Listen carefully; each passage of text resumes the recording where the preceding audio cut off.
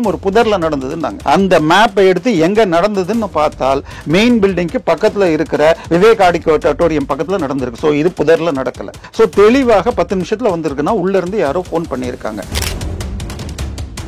Annadurai engineering படிச்சாரா? இல்ல. எதுக்கு அந்த காலேஜுக்கு அவர் பேர் வைக்கணும்? சோ நீங்க தான் வச்சீங்க. அண்ணாதுரையுடைய கண்ட்ரிபியூஷன் சொன்னால் பெரிய அளவுல மாநிலத்துக்கு கிடையாது, கட்சிக்கு இருக்கலாம். இன்னொன்னு அவருடைய சுய ஒழுக்கத்திலையும் பிரச்சனைகள் உண்டு. அதுக்கு அடுத்தது கனிமொழி அம்மையார் நேற்று பேசினதெல்லாம், கவர்னர் பத்தி பேசினதெல்லாம், முதல்ல இனம்ங்கிற வார்த்தையே தப்புங்க. நான் தமிழகத்தின் முதலமைச்சர் இல்லை, இனத்துக்கான திராவிடம்னா யாருங்க சொல்லுங்க. ஏன்னா இதுல திமுக ஆரம்பிச்சது கதையை சொன்னப்ப, அண்ணாதுரை ராபின்சன் பூங்கால பேசினப்ப கழகம், இப்போ கட்சிக்கு பெயர் கழகம். இது தப்பு செஞ்சவங்கள நீங்க காப்பாத்துறீங்களா? எதுக்காக எஸ்ஐடி பத்தி நீங்க ஏங்க பேசுறீங்க? சார் இருக்காரா இல்லையாங்கிறத அவங்க சொல்லட்டும். ஏன்னா முந்தா நேத்து வரைக்கும் யாருக்கும் தெரியாது அந்த வீடுகள்லாம் ஆக்கிரமிக்கப்பட்டதுன்னு தெரியாது. அவன் வீட்டுல இருந்து லேப்டாப், கம்ப்யூட்டர், ஹார்ட் டிஸ்க்னு எடுத்துட்டு போயிருக்காங்க. திரு செந்தில் பாலாஜி வழக்காக இருக்கட்டும், இப்போ இந்த வழக்கு அண்ணா பல்கலைக்கழக வழக்காக இருக்குது. ரெண்டையுமே தமிழ்நாட்டுக்கு வெளியில கொண்டு போறது, கோரிக்கை வைக்கிறது ரொம்ப நல்லது.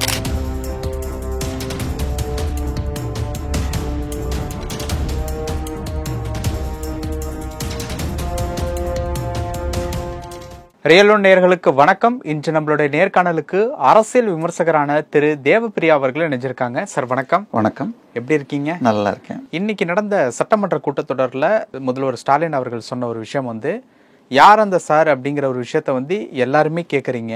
அதற்கு உங்ககிட்ட ஆதாரம் இருந்தா சிறப்பு புலனாய்வு குழு கிட்ட கொடுங்க, கண்டிப்பா கேஸ் ஒரு நல்ல முறைக்கு வரும் அப்படிங்கிற ஒரு விஷயத்த எதிர்கட்சிகள் மற்ற கட்சிகள்கிட்ட சொல்லியிருக்காங்க. இந்த ஒரு விஷயத்தை பார்க்கும்போது உங்களுக்கு என்ன தோணுது? இல்லை, அவர் அது மாத்திரம் சொல்ல. இதை பற்றி இப்போ இந்த அண்ணாதுரை பேரில் இருக்கிற இந்த கல்லூரியில் நடந்த விஷயத்தை பற்றி பேசுகிறப்ப திருப்பி பொள்ளாச்சி இழுக்கிறார். நாங்கள் அதில் எஃப்ஐஆர் லேட்டாக போட்டோம், நாங்கள் உடனே போட்டோம் இப்படின்லாம் சொல்கிறார். இது பிரச்சனை என்னன்னா, பொள்ளாச்சி நடந்தது யாரோ தனியார்கள், கந்துவட்டிக்காரர்கள் செஞ்சது அப்படின்னு சொன்னால் அது சமூகத்தில் மிக கொடுமையான விஷயம். ஆனால் இது தமிழகத்தில் நானும் நீங்களோ, என்னுடைய அக்கா, உங்கள் அக்கா தம்பியோ, என்னுடைய மகனோ மகளோ இருந்தால் நான் எங்கே படிக்கணும்னு ஆசைப்பட்டால் ஐஐடி கிடைக்கலன்னா அடுத்த ஆப்ஷன் அண்ணா இன்ஜினியரிங்கில் படிக்கணும். ஏன்னா வருஷத்துக்கு 10,000 ரூபாய்க்குள்ள ஃபீஸ் வரும். அங்க படிச்சா முடிச்சுட்டு வரப்ப இது கேம்பஸ் இன்டர்வியூல கிடைக்கும். அந்த நம்பிக்கையில் அங்க சேரணும்னு போற இடத்துல படிக்கிற கல்லூரி ஹாஸ்டல்ல ஈவினிங் டிஃபன் சாப்பிட்டுட்டு உங்களுக்கு டின்னர் முடிச்சுட்டு ஒரு 10 மினிட்ஸ் பேசிட்டு இருக்கிற நேரத்தில் ஒருத்தன் செஞ்சிருக்கான். செய்யப்பட்டவன் திமுக அனுதாபி இல்ல தொண்டருங்கிறது மிக இல்லன்ட்டாரு. இல்ல அனுதாபின்னு இன்னொரு அமைச்சர் பேட்டி கொடுத்தது இன்னைக்கு வந்திருக்கு. அது கட்சியில் பதவியில் உள்ளவர் இல்லை, அனுதாபிங்கிற லெவலுக்கு இப்ப வந்திருக்காங்க. திமுக காரரே இல்ல அப்படின்னு ஸ்டாலின் சொல்லியிருக்காரு. சார் அனுதாபிங்கிற அளவுக்கு மந்திரி பேட்டி கொடுத்த அளவுக்கு வந்துருச்சு. அவர் யாரையோடலாம் போட்டோ எடுத்திருக்காங்கன்னு வந்திருக்கு. அவருடைய வீட்டிற்கு சென்னை முன்னாள் மேயரும் இன்னை அமைச்சரான மாசு அவர்கள் போயிருக்காருங்கிறது, போய் சாப்பிட்டுட்டு இருக்காருங்கிறது தெரியுது. ஸோ இன்னொன்று, அவர் இருந்த வீடு அது கோயில் இடமும் அரசு இடமும் ஆக்கிரமித்திருக்கு. அது போய் அது கூட யார் கேட்டிருக்காங்க? அந்த சென்னை உயர்நீதிமன்றம் நியமித்த எஸ்ஐடி குழுவினர் கேட்க நேத்தைக்கே எல்லாரும் சர்வே பண்ணி அளந்துட்டு இருக்காங்க. இப்ப அவன் மாத்திரம் இல்லாம பக்கத்துல இருக்கிற 26 வீடுகளும் அந்த மாதிரி கோயில் இடம் அல்லது அரசாங்க இடத்துலங்க. இப்ப இது ஒரு கிரிமினல் கம்ப்ளைண்ட் வந்ததுனால தான் இதை எடுத்திருக்காங்க. இப்ப இது மாதிரி எத்தனை கோயில் இடத்துல, அரசு இடத்துல ஆக்குபை பண்ணியிருக்காங்க. அதை எப்படி தடுப்பீங்க? இவங்களுக்கு எல்லாம் எங்க இருந்து தைரியம் வருது? இவங்க எல்லாம் கழக கண்மணிகள். ரெண்டு கழகமும் இருக்கலாம். கடந்த 67 இருந்து 2 கழகத்தாரும் நம்ம ஆக்குபை பண்ணிக்கலாம்னு சொல்லிட்டு அதை விற்கிறாங்க. தனியார் இடம் நீங்க வாங்கணும்னா 10 லட்சம் ரூபா, இது 7 லட்சம் ரூபா, 5 லட்சம் ரூபாய் கம்மியா கிடைக்குது, மக்களுக்கும் கிடைக்குதுன்னு வாங்குறாங்க காசை கொடுத்து. நீங்க இது இன்னொன்னு, இன்னைக்கு திரு பொன்முடி அவர்கள் இப்ப இன்னைக்கு சைதாப்பேட்டில் ஸ்ரீநகர் காலனியில் இருக்கிற வீடு 3600 சதுரடி இடம், அரசாங்க இடம் ஆக்குபை பண்ணி கட்டினது. ஃபேக் டாக்குமெண்ட் ரெடி பண்ணார்னு வழக்கு நடந்து அது செட்டிசைட் ஆகி இந்த ஆட்சி வந்ததுக்கு அப்புறம் திருப்பி மாறி தீர்ப்பு வாங்கியிருக்காங்க.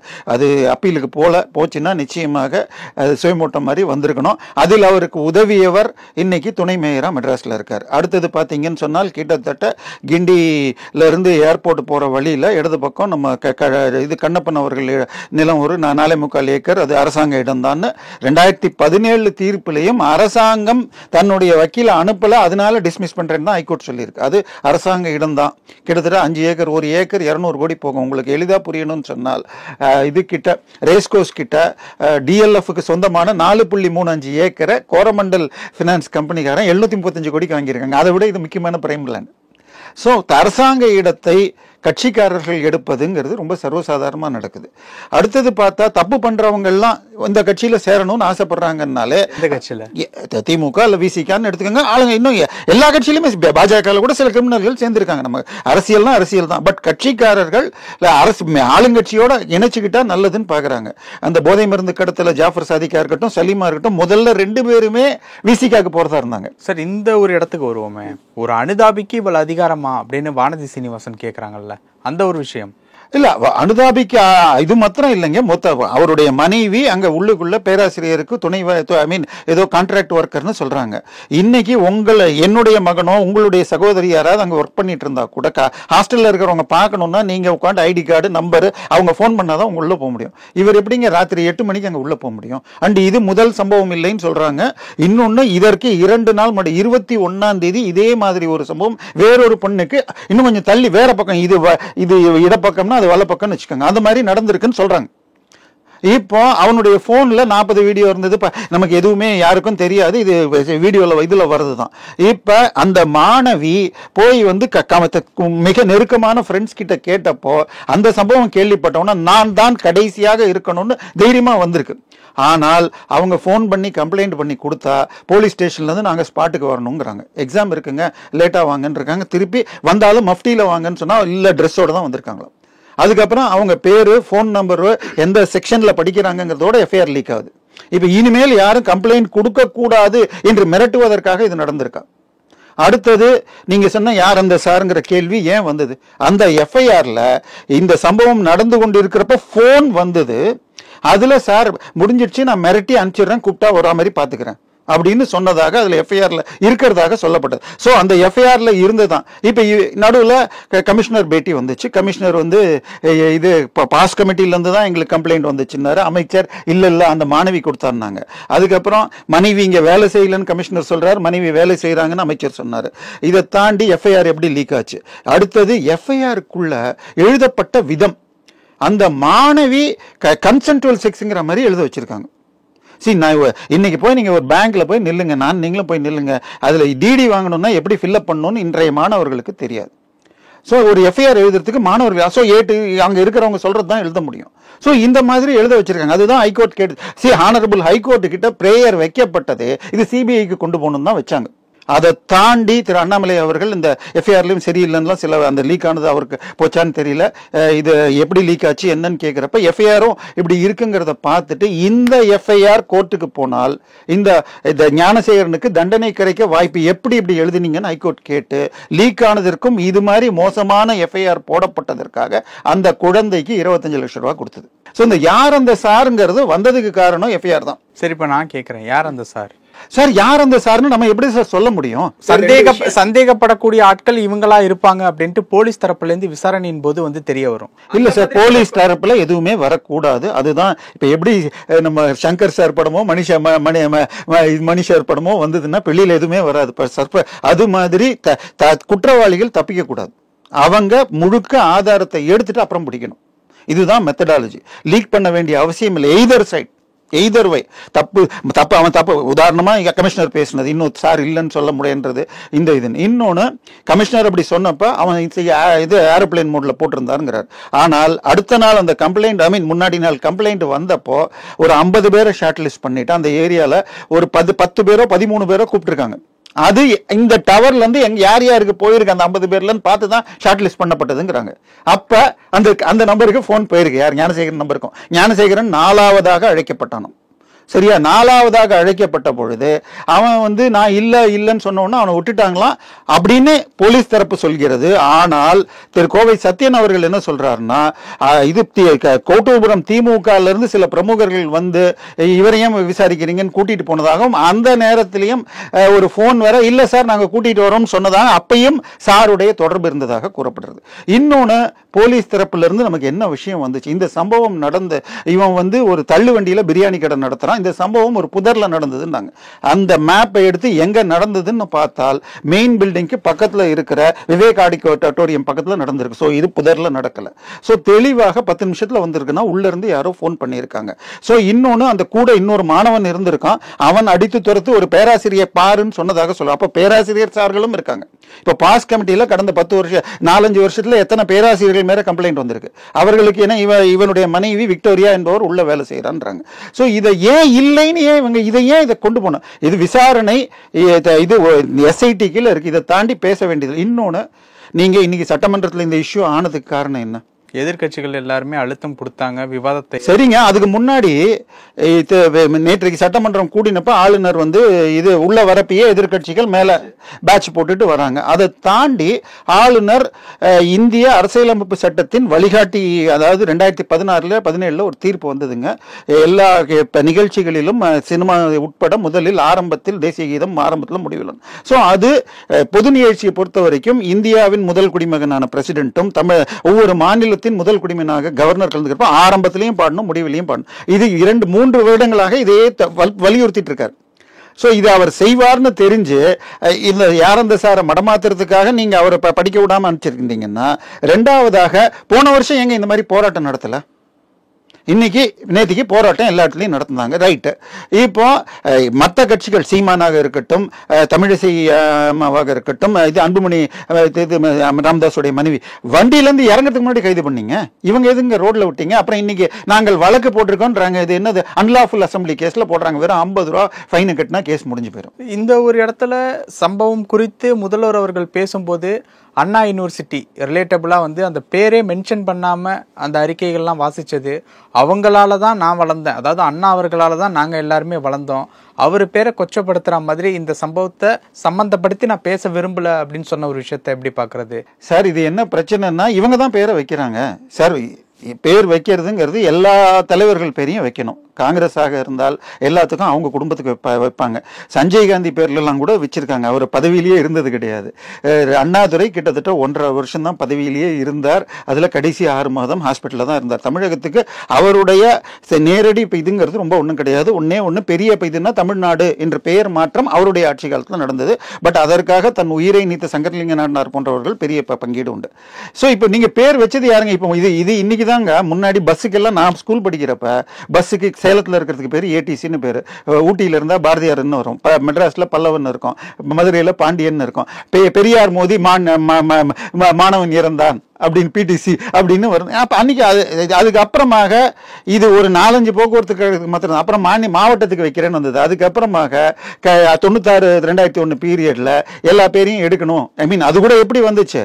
இவங்க முக்கியமான பெரிய ஆளுக்கு திராவிடியம் ஆதரிக்கக்கூடிய ஆதிக்க ஜாதியினர் பேரா வச்சாங்க. உடனே பட்டியல் ஜாதியினர் எங்க தலைவர்கள் பேர்லயும் வேணும்னு ஒண்ணு. இது அளவுக்கு அதிகமாக போக எல்லாமே நீக்கப்பட்டது. அதுக்கப்புறம் தான் இப்ப STCன்னு மாறிடுச்சு. அதுக்கப்புறம் இது இந்த பேர் வைக்கிறதும் இவங்க தான். இப்ப பிரச்சனை வர்றதுக்கும் காரணம் இவங்க தான். சரியா? அண்ணாதுரை இன்ஜினியரிங் படிச்சாரா? இல்ல. எதுக்கு அந்த காலேஜுக்கு அவர் பேர் வைக்கணும்? நீங்க தான் வச்சீங்க. அண்ணாதுரையுடைய கண்ட்ரிபியூஷன் சொன்னால் பெரிய அளவில் மாநிலத்துக்கு கிடையாது, கட்சிக்கு இருக்கலாம். இன்னொன்று, அவருடைய சுய ஒழுக்கத்திலையும் பிரச்சனைகள் உண்டு. அவர் சட்டசபை, இன்னைக்கு சட்டசபைன்னு சொன்னதுனால சட்டசபையில் அவர் 2 மணி நேரத்துக்கு உட்காந்துட்டு கேள்வி பேசுறாரு.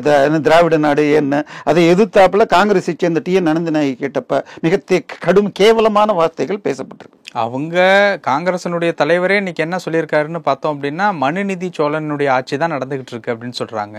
மனுநீதி சோழன் தான் மனுஸ்மிருதியை எழுதினாங்கன்னா இப்போ ஏங்க மனுஸ்மிருதியை எதுக்குறீங்க? மனுஸ்மிருதி மனுங்கிறது தமிழ் அரசன் அவன் எழுதுதான் மனுஸ்மிருதிங்கிறது. இப்போ அதையும் எதுக்குறீங்க? ரெண்டாவது, இது நீங்க சொல்றப்ப நேற்றைய தினம் யார் நம்ம இவர் சேகர் பாபு என்ன சொன்னார் கம்யூனிஸ்டுகளை பத்தி? அவங்க என்ன எதிர்பார்க்குறாங்களோ அதை கொடுத்துட்றோம். ஏன்னா 2019 10 கோடிக்கு சிபிஎம்ஐயும் 15 கோடி சிபிஐயையும் 15 கோடிக்கு கோயம்புத்தூர் கொங்கு தேசிய கட்சியும் விலைக்கு வாங்கினாங்க. இப்போ எவ்வளோ வேணும்னு கேளுங்கன்னு கேட்குறாங்க. இவ்வளவு கேவலமாக அரசியல் நடந்துட்டு. அதுக்கு அடுத்தது ஒரு கட்சியும் மிரட்டுறதை பார்க்குறோம். வேல்முருகன் கொடுத்த பேட்டிகளாக இருக்கட்டும். நேற்றைக்கு கவர்னர், அதாவது முதல் நாள் நடக்கிறப்ப கவர்னர் உரை அவர் மாத்திரம்தான் வருவார். அவருக்குரிய மரியாதையை கொடுத்துட்டு அந்த அறிக்கை கூட கவர்னர் அறிக்கைன்னு சொல்றது தப்பு. என்ன கேட்டால் மாநில முதலமைச்சர் அறிக்கையை கவர்னர் படிச்சார்னு பேரை மாத்துறது நல்லது. பட் சட்டம் சொல்றது. சோ அதை படிச்சுட்டு வேற எதையுமே பில்லே போடக்கூடாது. அன்னைக்கு அதை முடிச்சுட்டு போனோம். ஆனால் போன முறையே அவர் பாதியில எழுந்து போன உடனே அதை கண்டிச்சு உடனே வந்து இந்த துரைமுருகன் கையை காட்டுறாரு, இது உடனே இன்னொரு அறிக்கையை இது பண்ணுச்சு. நேற்றைக்கும் உட்காந்து இவர் வேற ஒரு இது பாஸ் பண்றாரு நம்ம. ஸோ இது எல்லாமே சட்டத்துக்கு, அரசியலமைப்பு சட்டத்துக்கு விரோதமானது. அவர் இது இன்னொன்னு தமிழ்தாய் வாழ்த்தை இன்சல்ட் பண்ணிட்டார். தமிழ்தாய் வாழ்த்தை நான் இப்ப கேட்குறேங்க, இந்த பக்கம் கவர்னர் வச்சுக்கோங்க, இந்த பக்கம் முதலமைச்சர் வைங்க, இந்த பக்கம் உதவி முதலமைச்சர் வைங்க, 3 பேரையும் தமிழ்தாய் வாழ்த்தை பார்க்காம 2 பாட சொல்லுங்க. எழுதி கொடுத்து பார்த்தாலும் எனக்கு என்ன நிச்சயமாக நான் சொல்வேன், பார்க்காமல் கூட திரு ரவி அவர்கள் பாடுவார்கள். இவங்க 2 பேரும் பார்த்து படிச்சா கூட ஃபுல்லா பாடுவாங்களான்னு எனக்கு நம்பிக்கை இல்லை. சரியா? இன்னொன்னு, இவங்களுக்கு தமிழ்தாய் வாழ்த்துல நிஜமாவே ஒரு பக்தி உண்டா? ஏன்னா கேலோ இந்தியாங்கிற ப்ரோக்ராம் 2023 டிசம்பர்ல நடந்தது. பிரதமர் வந்து திறந்து வச்சார். அதுல அவர்கள் இசைத்தது மேற்கத்திய இசையில பாடினாங்க. இந்த ஆட்சி வந்த பிறகு ஒரு அரசியல் சர்க்குலர் போட்டாங்க. அதுல இனிமேல் இது வந்து ரெக்கார்டு போடக்கூடாது, 2 பேர் தான் பாடணும், பாடுபவர்கள் முல்லைப்பண் அதாவது மோகன ராகத்தில் 52 செகண்ட்ல பாடி முடிக்கணும். இதுல பாடப்பட்டது, கேலோ இந்தியால பாடப்பட்டது வெஸ்டர்ன் ஸ்டைல்ல 72 நிமிஷம் பாடினாங்க. சோ நீங்க போட்ட சட்டத்தை நீங்களே மீறினீங்க. அதுக்கு அடுத்ததாக உதயநிதி அவர்கள் செப்டம்பர் மாசம் 1 அக்டோபர் மாசத்துல ஒரு மீட்டிங்ல தப்பா பாடினாங்க.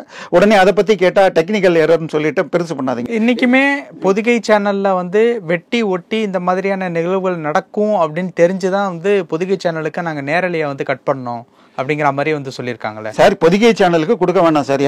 எனக்கு நினைவு சரி என்றால் போன ஆட்சியின் போது கேப்டன் விஜயகாந்த் அவர்கள் உயிரோடு இருந்த பொழுது நான் ஃப்ரீயா பண்ணி தரேன், இந்த லைவ் ரிலேவை கேப்டன் டிவி என்னுடைய செலவில் ஃப்ரீயா பண்றேன்ட்டாங்க.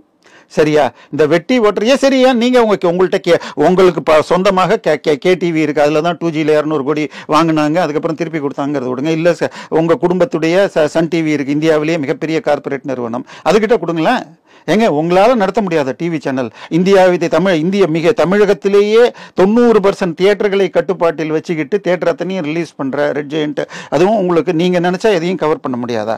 இன்னொன்னு, ஏன் நிகழ்ச்சியை அடுத்தது உங்க ப்ரோக்ராமுக்கு கருப்பு துப்பட்டா போட்டு வரக்கூடாதுன்னு பிடிங்கி இருக்கீங்க? என்னங்க இது?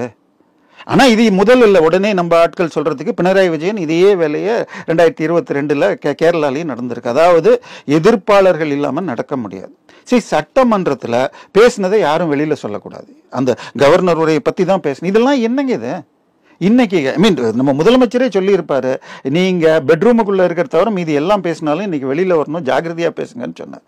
அதுக்கப்புறம் நீங்க செய்யறது, அதுக்கு அடுத்தது கனிமொழி அம்மையார் நேற்று பேசினதெல்லாம், கவர்னர் பத்தி பேசினதெல்லாம், முதல்ல இனம்ங்கிற வார்த்தையே தப்புங்க. நான் தமிழகத்தின் முதலமைச்சர் இல்லை, இனத்துக்கான திராவிடம்னா யாருங்க சொல்லுங்க. ஏன்னா இதுல வந்து திமுக ஆரம்பிச்சது கதையை சொன்னப்ப, அண்ணாதுரை ராபின்சன் பூங்கால பேசினப்ப, நாம் இருந்தது திராவிடர் கழகம், இப்போ கட்சிக்கு பெயர் திராவிட முன்னேற்ற கழகம், இது இடத்தை மட்டுமே குறிக்கிறது, இனத்தை குறிக்கவில்லைன்னு அவர் பேசியிருக்காரு. அண்ணாதுரை நீங்க கேட்டீங்க இல்லையா, அண்ணா பேரை சொல்ல உச்சரிக்கலன்னு. அண்ணா சொன்னது திமுக இருக்கிற தீ என்ற வார்த்தை திராவிடம் என இந்த இடத்தை தான் குறிக்கிறதுன்னு சொல்லியிருக்க. சரியா? இப்ப பிரச்சனை யார் அந்த சார் அப்படிங்கறத நீங்க தமிழக போலீஸ் ஒழுங்கா செயல்படுதா? ஏன்னா பொள்ளாச்சின்றாரு, பொள்ளாச்சியில சிபிஐக்கு அவர் கொடுத்துட்டார், முதல்ல ஒரு வாரத்துக்கு சரியா இயல்புங்கிறத இன்னைக்கு சுட்டி காட்டியிருக்காரு. அதுக்கு சமமா பாத்தீங்கன்னா அண்ணா நகர்ல நடந்த சம்பவத்துல சதீஷ் என்பவன், என்னுடைய நினைவு சரினா ஆகஸ்ட் 29 இது கம்ப்ளைண்ட் வருது, 31 எஃப்ஐஆர் போட்டிருக்காங்க. அதுல சதீஷ் என்பவன் தான் குற்றவாளின்னு எஃப்ஐஆர்ல வருது. ஆனால் 14 வரைக்கும் அரெஸ்ட் ஆகல. இதுக்கு நடுவுல அந்த ஆடியோ லீக் ஆகி, அந்த ஆடியோவை லீக் செய்த யூடியூப் சேனல் மீதும் அந்த பிரசுரம் செய்த டைம்ஸ் ஆஃப் இந்தியா மேலேயும் வழக்கு போட்டாங்க. 13 அரசாங்கம் சார்பா ஒரு இது வருது, ஒரு இது 18 வயது கீழான ஒரு மைனர் ஒருவன் இந்த வழக்கில் கைது செய்யப்பட்டிருக்கான். சதீஷை கைது பண்ணல. இப்ப சதீஷ் என்ற ரவுடி கட்சியே இல்லை, இது வரைக்கும் அவர் எந்த கட்சின்னு தெரியாது.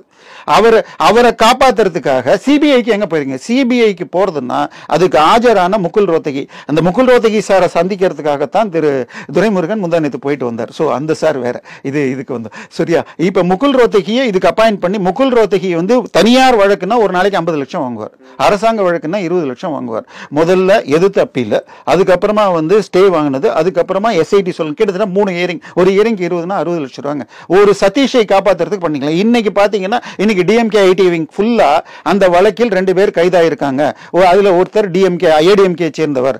அவர் இதுல வந்து ஏதோ பணம் கொடுத்து முடிக்கிறதுக்கு பார்த்தார். சரி சார், உங்களுக்கு தெரிஞ்சவங்க ஏதாவது இருந்தா இது பண்றது, கண்டிப்பா அதுல தவறு இருந்தால் அவருக்கும் தண்டனை வாங்கி தரணும். ஆனால் தப்பு செஞ்சவங்களை நீங்க காப்பாத்துறீங்களா? எதுக்காக எஸ்ஐடி பத்தி நீங்க ஏங்க பேசுறீங்க? சார் இருக்காரா இல்லையாங்கிறத அவங்க சொல்லட்டும். ஏன்னா முந்தா நேற்று வரைக்கும் யாருக்கும் தெரியாது அந்த வீடுகள்லாம் ஆக்கிரமிக்கப்பட்டதுன்னு தெரியும். அவன் வீட்டில இருந்து லேப்டாப், கம்ப்யூட்டர், ஹார்ட் டிஸ்க்னு எடுத்துட்டு போயிருக்காங்க. அதுல என்ன இருக்குன்னு யாருக்கும் தெரியாது. அதுல 50 CD இருக்கு, 2000 இது இருக்குன்னு என்னென்னமோ வெளியில வருது. நம்ம அதெல்லாமே எடுத்துக்கல. நான் சொல்றது அது முடிக்கட்டும். எனக்கு நான் இன்னும் சொல்ல போனா என்னுடைய ஒரு சிறிய வேண்டுகோளாக இருந்தா, தாகிருஷ்ணன் கொலை வழக்காக இருக்கட்டும், ஜெயலலிதாவுடைய வருமானத்துக்கு அதிகமான சொத்து வழக்குகளாக இருக்கட்டும், 2 கட்சியுமே எடுத்துக்கிட்டா தமிழ்நாட்டில் நடந்தால் இது நியாயமாக நடக்காதுன்னு சொல்லிட்டு இது இந்த வழக்கு அதே மாதிரி சங்கராச்சாரியார் வழக்கு கூட எல்லா சங்கராச்சாரிய பாண்டிச்சேரிக்கும், தாகிருஷ்ணன் ஆந்திராவுக்கும், ஜெயலலிதா வழக்கு கர்நாடகாவுக்கு போச்சு. என்னை பொறுத்தவரை திரு செந்தில் பாலாஜி வழக்காக இருக்கட்டும், இப்போ இந்த வழக்கு அண்ணா பல்கலைக்கழக வழக்காக இருக்குது, இது ரெண்டையுமே தமிழ்நாட்டுக்கு வெளியில கொண்டு போறது கோரிக்கை வைக்கிறது ரொம்ப நல்லது. ஓகே சார், நிறைய விஷயங்கள் சொன்னீங்க. நேரத்துக்கு ரொம்ப நன்றி.